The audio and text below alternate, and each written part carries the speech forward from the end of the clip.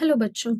So let's read the question given over here. So the question given here says, read the statements carefully and find how many statements is or are correct. कि हमको क्या करना है ना यहाँ पे, तो यहाँ पे जितने हमको दिए गए हैं, यहाँ पे क्या 4 स्टेटमेंट दिए गए हैं, उसमें से हमको क्या करना है, सारे स्टेटमेंट्स को हमको यहाँ पे केयरफुली पढ़ना है और उन चारों स्टेटमेंट में से कितने स्टेटमेंट सही है उनको हमें यहाँ पे ऑप्शंस में टिक करना है। तो पहले हम देखेंगे कि इस पर्टिकुलर क्वेश्चन का की कॉन्सेप्ट क्या होना चाहिए। तो इस पर्टिकुलर क्वेश्चन का यहाँ पे की कॉन्सेप्ट होगा गैमेट्स। गैमेट्स उनका बनता कैसे, वो ट्रांसफर कैसे होते हैं, वो सब। तो यहाँ पे पहला स्टेटमेंट हमारे पास गिवन है कि प्री फर्टिलाइजेशन इन्वॉल्व्स गैमेटोजेनेसिस। तो ये एकदम सही है कि जो प्री फर्टिलाइजेशन इवेंट होता है, जो गैमेटोजेनेसिस होता है, वो होता है द फॉर्मेशन ऑफ गैमेट्स। और यहाँ पे कौन से गैमेट्स हमारे प्रोड्यूस होते हैं, both male and female gametes जो होते हैं यहाँ पे प्रोड्यूस होते हैं, जो कि फर्टिलाइजेशन इवेंट में उनका फर्टिलाइजेशन होके बनता है जाइगोट।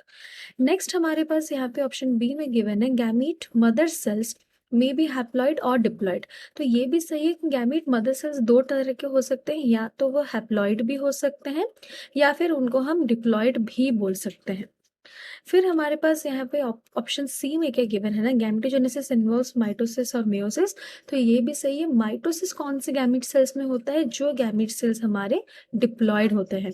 और वही मेयोसिस कौन से गैमेट सेल्स में होता है, नहीं उल्टा होगा कि हमारे जो माइटोसिस होता है वो कौन से गैमेट सेल्स में होता है, जो कि क्या होते हैं, हैप्लॉइड होते हैं।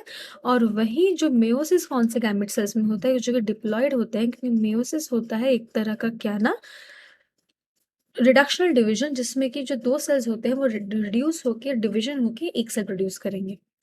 फिर आता है हमारे पास लास्ट में यहाँ पे डी में क्या, डी स्टेटमेंट में गिवन है कि water is always needed for gamete transfer. तो ये क्या है ना, ये हमेशा सही नहीं होता।